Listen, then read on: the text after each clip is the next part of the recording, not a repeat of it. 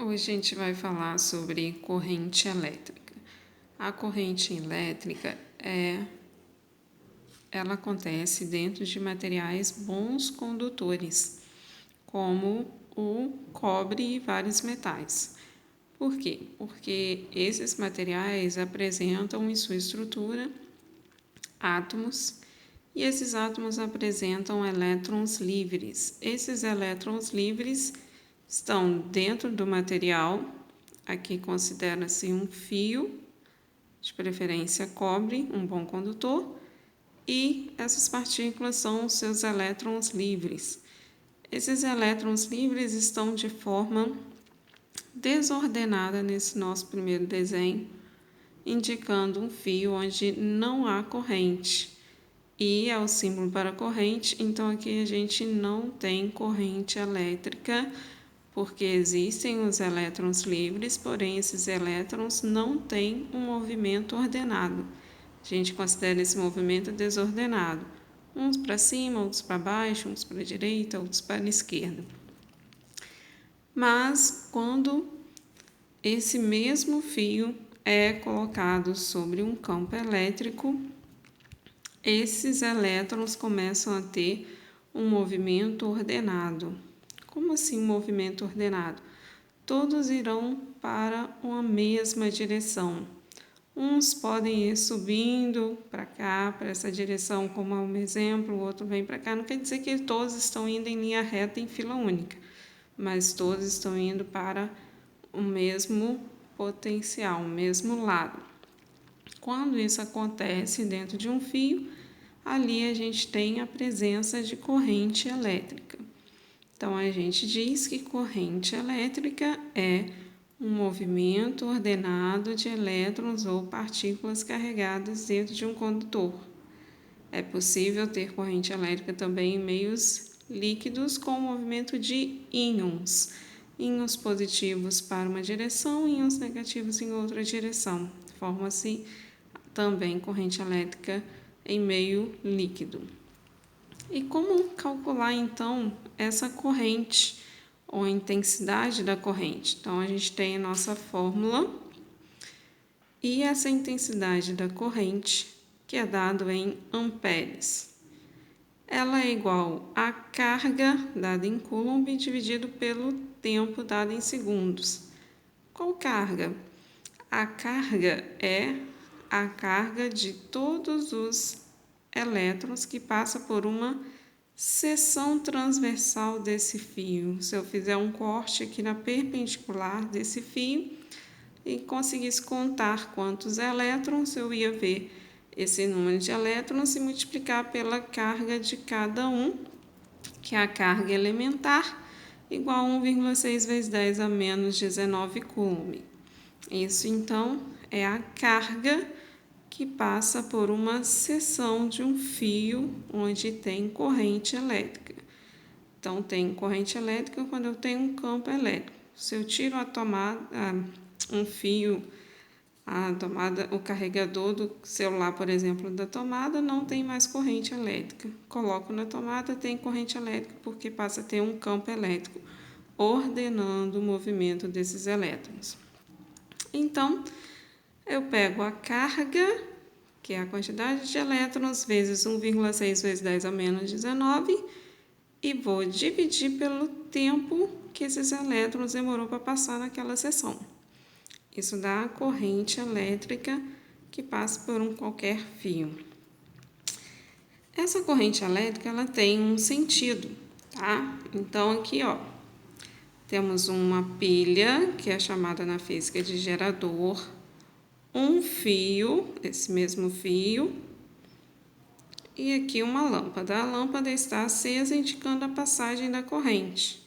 Então, como é feita a passagem da corrente? Sempre do polo positivo para o polo negativo, tá? Ao ligar esse fio em uma pilha, eu tenho corrente. Por quê? Porque eu tenho um campo elétrico em ação, que vai ordenar o movimento. E essa ordem é do positivo para o negativo, que é chamado de sentido convencional da corrente elétrica. Então, temos um campo elétrico para a direção nessa parte aqui do fio para baixo e é a mesma posição no movimento de prótons. Só que o sentido real da corrente é o sentido do movimento dos elétrons.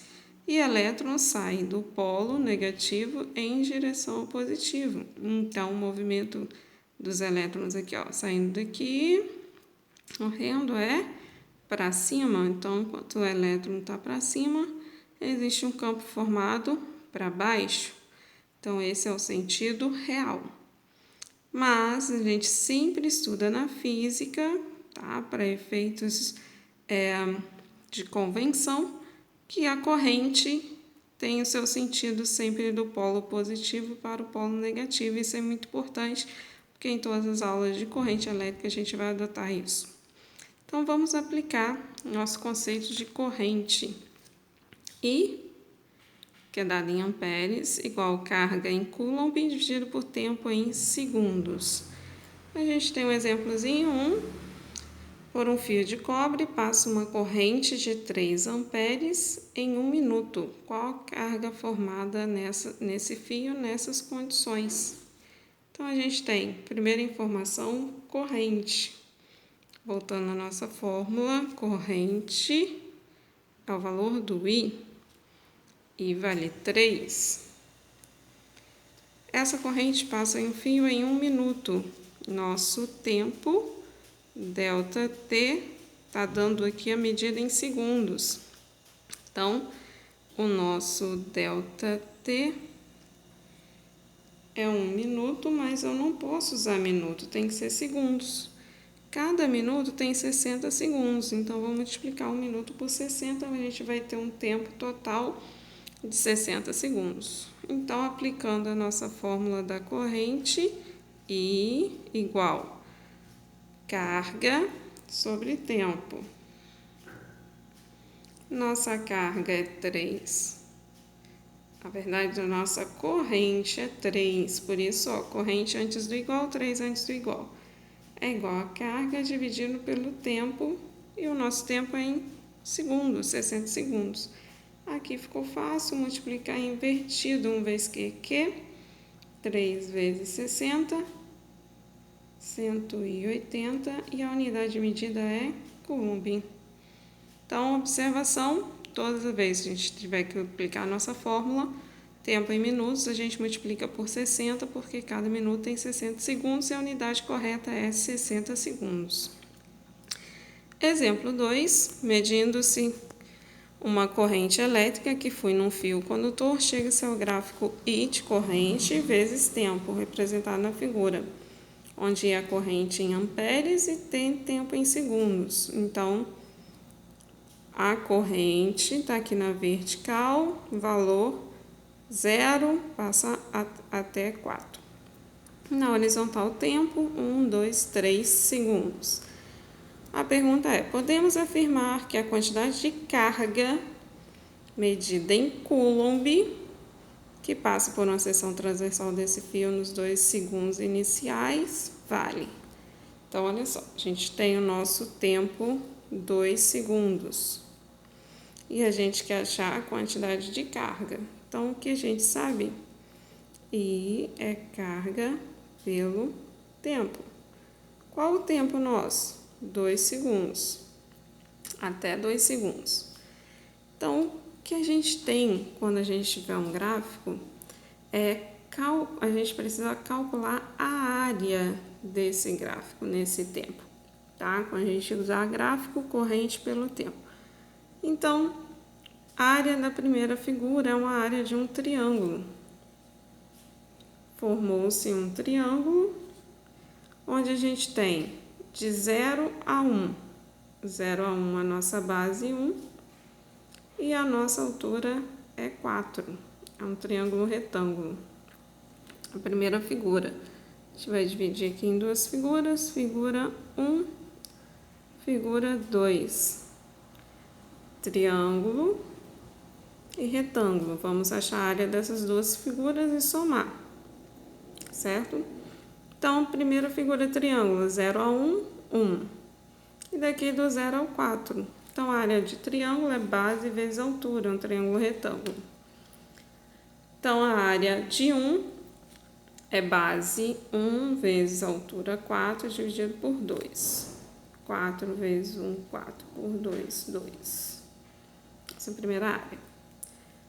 Área 2 é o retângulo. Retângulo começa de 1 até 2, base 1. 2 menos 1, 1. E a altura 4. Então, nosso retângulo tem base 1, altura 4. Área de retângulo, base vezes altura, 1 vezes 4. 1 vezes 4, 4. Por que a gente está calculando área? Porque é gráfico. E por que a gente vai parar em 2? Porque a gente quer qual a carga que atravessa nos 2 segundos iniciais. Então, 0, 1, 2. Paramos aqui. A gente tem essas duas figuras, tá? Então, a área total é a área da figura 1 mais a área da figura 2. 2 mais 4, 6. Então, a nossa resposta é B, 6 cômodo.